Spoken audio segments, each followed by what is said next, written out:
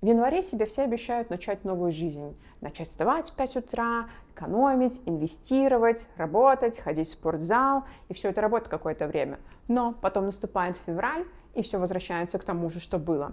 Я в 2026 году хочу сделать наоборот. Я не хочу финансового фанатизма, я хочу план, который выдержит реальную жизнь и не заставит меня разбиться в лепешку. Мне 35, я иммигрант, я не миллионер, я реалист. У меня были и есть ошибки с деньгами, выгорание от работы, поэтому мой план 2026 без крайностей, без фанатизма, без новой жизни с понедельника, только цифры и то, что я смогу реально осилить и не бросить на полпути.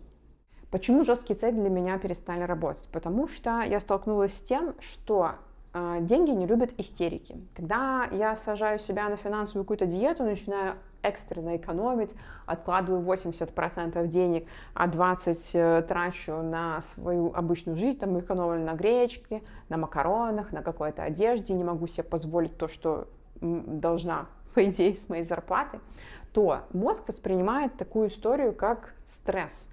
И он ждет момента, когда же наконец-то стресс закончится, чтобы отпустить вожжи и, наконец, сорваться. И рано или поздно этот момент наступает.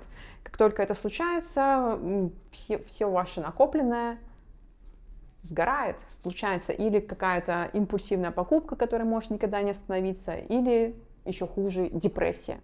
Приведу пример из своей жизни. Когда мы эмигрировали с мужем первый раз из Беларуси в Грузию, мы сразу же поняли, что Грузия — это не то место, где мы хотим остаться, и нужно искать другую страну для переезда уже нормального. Мы ждали 2 года переезда в Штаты и приняли решение, что вот тот момент, пока мы ждем, мы не будем сильно тратиться по деньгам, мы будем жить на чемоданах, жить в арендном жилье, экономить на всем, что мы можем экономить, не покупать себе новую одежду, потому что с этими чемоданами нам потом нужно будет ехать в другую страну. И представьте себе, что случилось, как только мы переехали в Польшу. С Штатами, к сожалению, не случилось. Это будет отдельная, возможно, тема для видео. Напишите в комментариях, если вам интересно, я могу рассказать. Но факт остается фактом. Мы переехали, когда мы поняли, что мы остаемся в Польше. Угадайте, что случилось. Миллионы импульсивных покупок, куча вкусной еды, рестораны, развлечения, техника, одежда и все вот это был огромный большой срыв. И все то, что мы накопили в Грузии, мы просто потратили за пару месяцев в Польше и остались без ничего. Это была огромнейшая ошибка, поэтому сейчас я понимаю, что жить отложенной жизнью и ущемлять себя какими-то серьезными рамками, когда тебе в них уже некомфортно, я больше не хочу. Сейчас мой подход к деньгам — это не спринт, это марафон. Я хочу на длительной дистанции выстроить нормальные отношения с деньгами, начать откладывать, не ущемляя себя. Точно так же и с работой. Я хочу работать и не выгорать, то есть прийти к какому-то балансу в своей жизни. Мои финансовые фокусы на этот год. Первое. Инвестиции. Начинаю вкладывать в американский фондовый рынок. Моя цель — стабильность, а не спекуляции. Второе. Подушка безопасности. Сейчас я нахожусь в перерыве от работы, с января я выхожу в найм снова, и моя подушка безопасности полностью проета. Моя цель — создать подушку на 6 месяцев, в случае, если снова придется уволиться или меня сократят. А рынок сейчас такой шатки-валки, что подушка должна быть обязательно, нужно ее снова накопить. Фокус номер 3 — это рост дохода. Я хочу работать в найме на текущей зарплате, немножко где-то пытаться двигаться по карьерной лестнице, насколько это возможно в первый год, скорее всего нет, но заложить фундамент. У меня есть сертификаты, которые нужно будет поддерживать в этом году, поэтому моя основная задача — закрепиться и обновить все сертификаты где-то ближе к лету. Вторая часть этой цели — это вклад в YouTube как второй источник дохода. Я планирую выкладывать по 1 видео в неделю, чтобы не сильно устать от этого, не перегореть, не выгореть ни там и ни тут, потихонечку развивать, поэтому посмотрим. Что я не буду делать в 2026 году? Я не буду сравнивать свой результат с блогерами из Дубая, из Америки, потому что я выбираю себя и свой темп. Второе, я не буду уходить в аскезу. Если мне нужно купить качественную, хорошую вещь, которую я собираюсь носить, использовать, инвестировать в себя, в знания, я это сделаю. Третье, я не буду инвестировать в то, что мне непонятно, только то, что я понимаю, и то, что я знаю. И последнее, важное, никаких импульсивных покупок.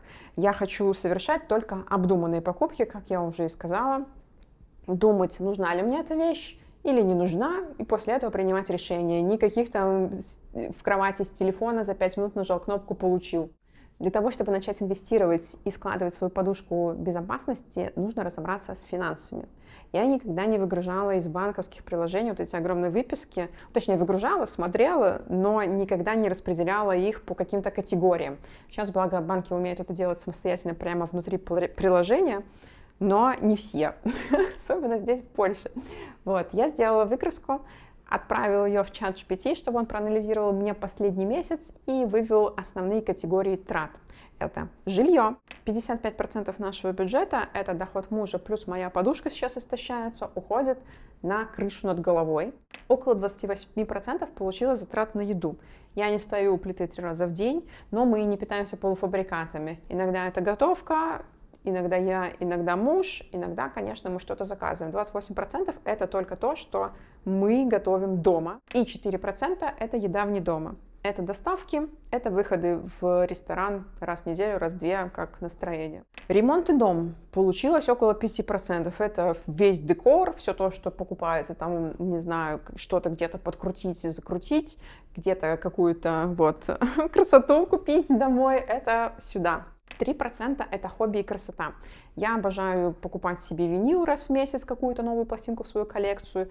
Муж любит покупать всякие истории себе в компьютер на PlayStation и в свой шкаф с фигурками. Это вот все туда. Подписки 2%. Это интернет, мобильная связь и подписки телефонные, телевизионные, типа Apple, Spotify и прочее. Одежда 2%. Благо в этом месяце я не покупала ничего сверх нормы. Буквально пару маек и там базовых вещей. Транспорт 1%. Муж работает удаленно, я последние месяцы сидела дома, и все наши вылазки были только в город, на ярмарки, в рестораны. Это мы разово платим в трамвае. И если мы очень поздно возвращаемся, это иногда такси. Я долго искала, где бы нам сэкономить, и поняла, что мы и так, в принципе, молодцы. Но мы молодцы, потому что сейчас мы живем в рамках зарплаты мужа и моей небольшой подушки, поэтому мы ровно вкладываемся в бюджет. Самая большая проблема, что как только начинается второй заработок, начинаются и больше траты. И проблема номер 2, что даже если мы живем в таком доходе, и мы такие молодцы, мы не можем ничего откладывать. Поэтому мой план на 2026 год – это не экономить больше, а начать зарабатывать больше и не тратить больше, а наконец-таки откладывать это в свой будущий бюджет. И, как я уже сказала, я иду работать в офис с 2 января, у меня первый рабочий день, поздравьте меня, и развиваю свой YouTube.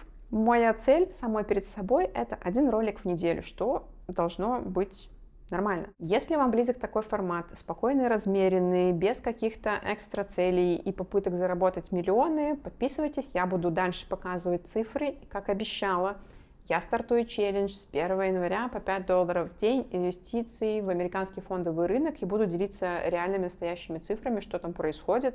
Не сказки ли это, что инвестиции приносят какой-то доход. И я не обещаю, что там будет реальный доход. Вместе посмотрим. Возможно, опять же, будет все только в минусах. Поэтому подписывайтесь, ставьте лайк. Увидимся дальше в новом году. Пока!